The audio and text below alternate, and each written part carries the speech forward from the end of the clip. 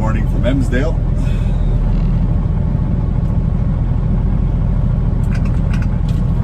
Oh, wow, it's a scorcher. It's third week of June and we've been having a heat wave. It's the first, I actually never run the truck in the wintertime. I never ran it once this winter. I always try and sleep down south, Toronto. It's usually good enough with the Webasto. And I don't need to run the truck for heat. I didn't this winter at all. But this was the first night, last night, that I let the truck run for AC because it was 31.5 at 11:30 last night. I think it was Celsius, 31.5 Celsius. 11:30 last night, and the sun had been down for an hour and a half already. There's no way. And this morning it's at 7:30, well, 8 o'clock now. It's 32 degrees. So, whew, jeez. There's no way around it. I much prefer, I don't like running the truck at all. I much prefer shutting her down. That's why I pick quiet spots like this to sleep. I was by myself here again last night, nobody here. Usually it's because I shut the truck off so I don't want somebody beside me running their trucks. They don't need to, but last night that was me.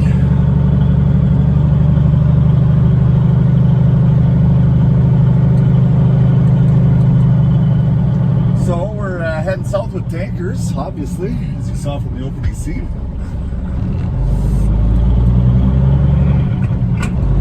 About an hour and 15 minutes to Guthrie. Stop for breakfast there.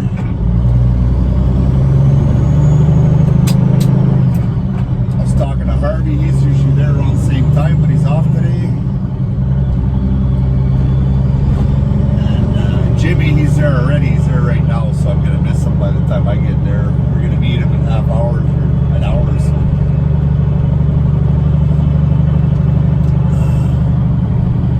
So we'll have breakfast alone like we do most days.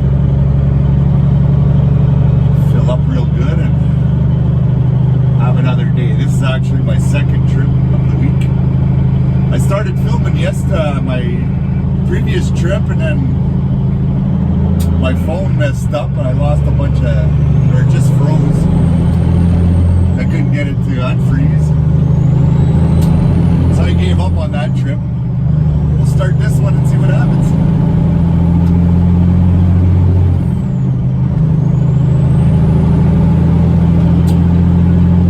Nice and quiet on the roads this morning.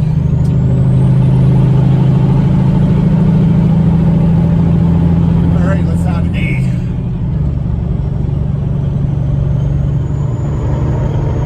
Yeah, the bugs were definitely out last night. Holy cow.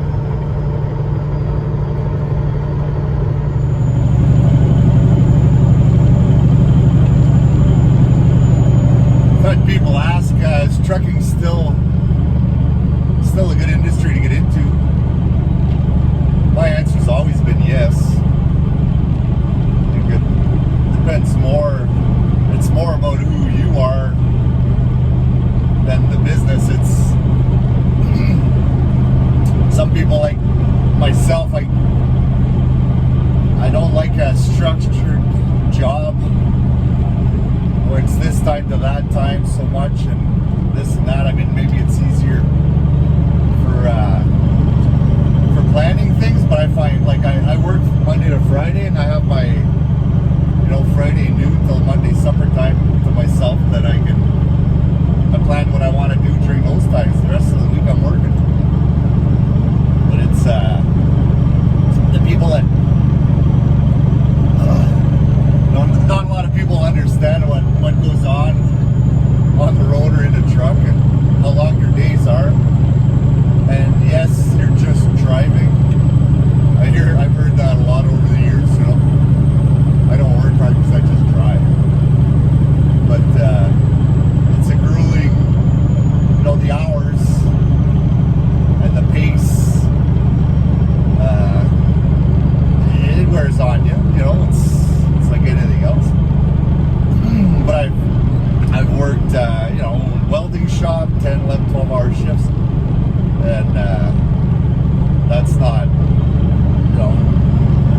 I'd rather do 16 hours in a truck than 10 hours in a welding shop. The pay's better. And it is not as hard on your body. It's hard to describe though. It does take a toll on you, bouncing in the seat like this, and your head always wants to stay level, so you're like bobblehead effect, and your T-zone. A lot of times, a lot of guys have a problem with their necks and shoulders.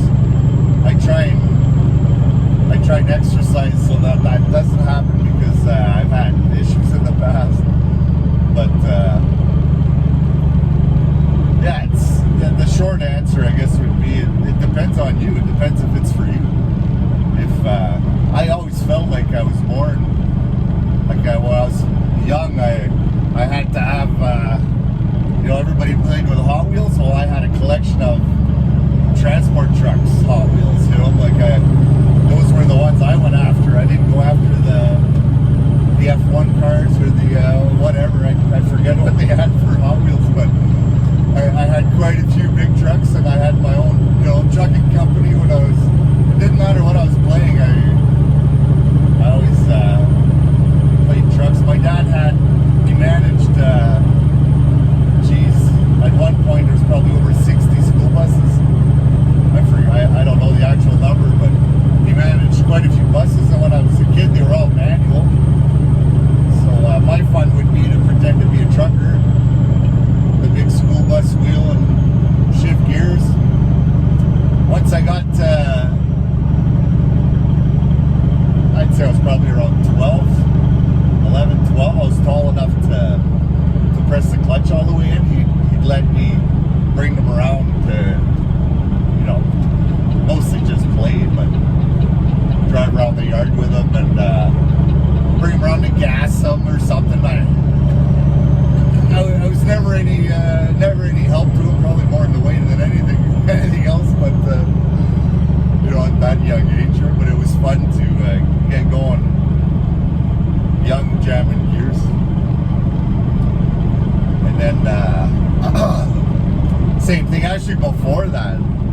As soon as I could get on the lawn tractor, we had quite like a farm, quite a bit of grass to cut. And as soon as I could press that clutch in on the lawn tractor, I went around and around that yard a million times, twice a week, pretending I was driving a truck. I had a good imagination anyways. So it was never a doubt that I would end up doing this. When I met my wife, my father-in-law had been trucking probably for 20 years or more at that point. And so she already knew when it was. I did work some other jobs before that, before I got my license, but I got my license pretty young, like as soon as I could, I got it. In Canada here, you have to be 21 to get your, 18, 19 to get your visa. I got it at 20. 1995, 96. Yeah, 96, like 20, 21 years old. Depends when I got it. I'm 49 now. I still love it. I did take a break for a bit, because like I said, it does wear on you after 21 years. I needed a bit of a break. But I also knew I would come back. That's why I didn't want to take too long of a break, because I didn't want to be away from the game too long, that I wouldn't during the time that I left and came back, most of the guys up north here went to the Elocks. You had so much time. They gave you so many years to switch over from paper logs to Elocks. A lot of guys didn't want to do it. A lot of companies were hesitant, and they waited till the last minute. But I came back a year and a half ago, and I got right back into it. To be honest, I like the Elocks. I get just as much work done. There's Jimmy. I get just as much work done. Like last night, yesterday I got 1,012 kilometers.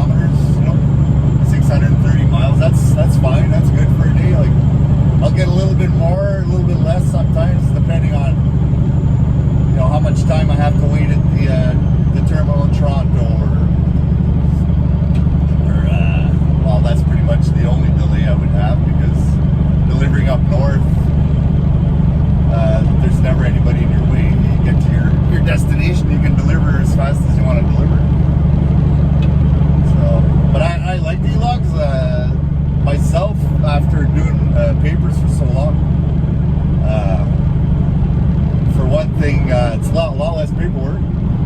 And another thing, it brought on, everybody always paid, most of the industry pays by the mile, some it's by trip, some it's by percentage.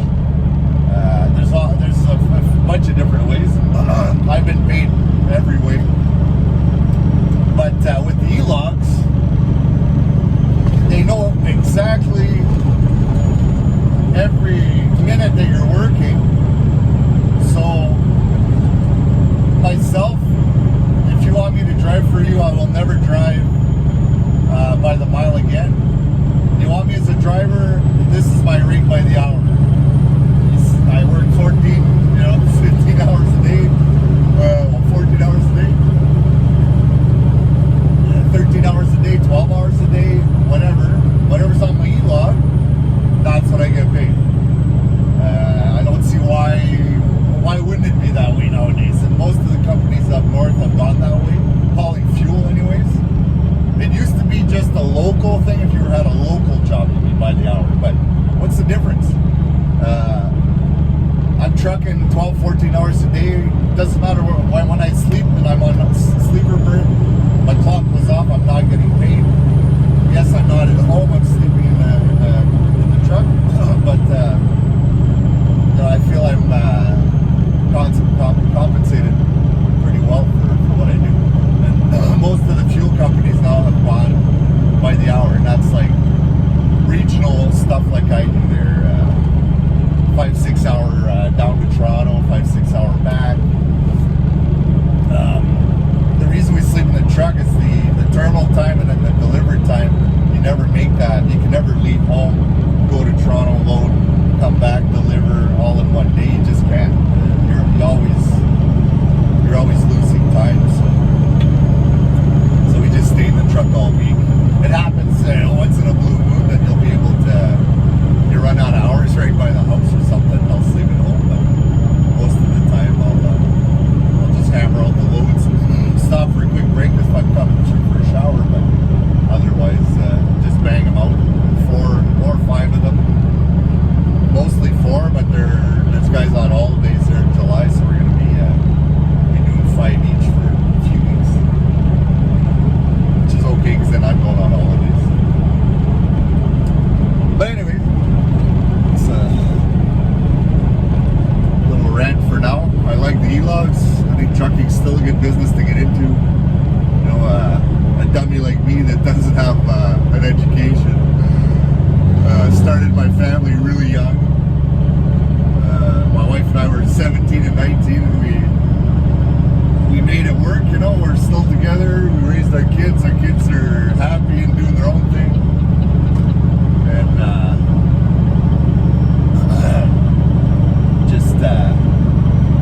you know, you can make 6 figures after a while anyways, and even starting rates, you're in the $60,000 to $80,000 I think in Canada anyways a year. That'd be starting jobs, like, and you have to remember, I've told this, I remember speaking to Dylan from Bluegrass Outdoors when he was talking to me about wanting to get into trucking.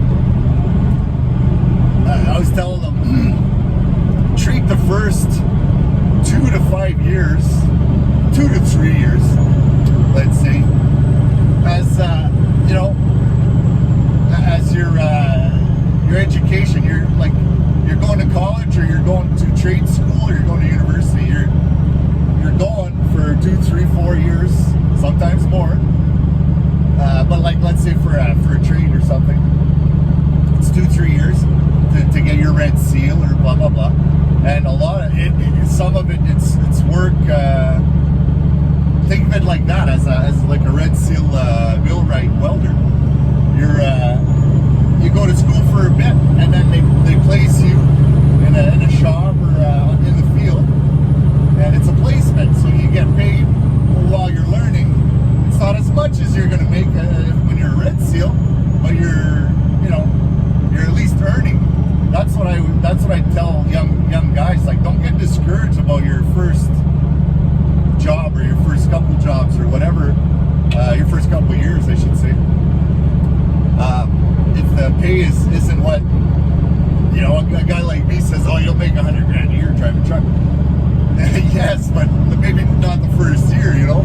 Like, consider that your college. The first 2-3 years, you're getting paid to go to college. You're learning. You're pick up things. Talk to guys that have been doing it a while. And if you know, there's guys that have been doing it a while that are negative and they'll poo-poo everything, you know. Well, just stay away from those guys and come talk to me. But just get through that, and then you'll start seeing, you know, after 2-3 years, you can get you can start hauling hazmat, you can start hauling fuel, start hauling the things that are considered a little more dangerous or whatever, and your pay goes up. Or there's just depending, like floating equipment for Ontario Hydro. I'm sure those guys make pretty good money, you know. Like, but you have to start somewhere. You have to start with those companies that'll pay you almost nothing. But you know, you don't have to stay there. Also, like once you're there 2 years, then it becomes, you're not begging for a job. Everybody else wants you, you know. So you get into a good place. So this turned out to be just a talking video. You guys have seen me load and unload a bunch of times, so maybe that's all I'm going to do for this week.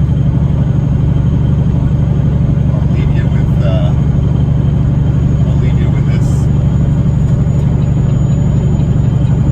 I've got 2 more to do after this one. I got a text earlier after I woke up.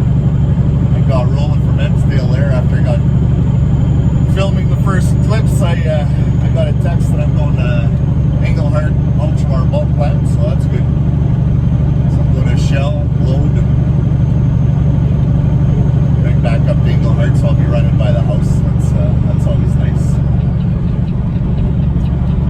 Alright, so I'll catch you on the next video. Here, we'll end the video on a high note. Breakfast at Guthrie. See you guys next week.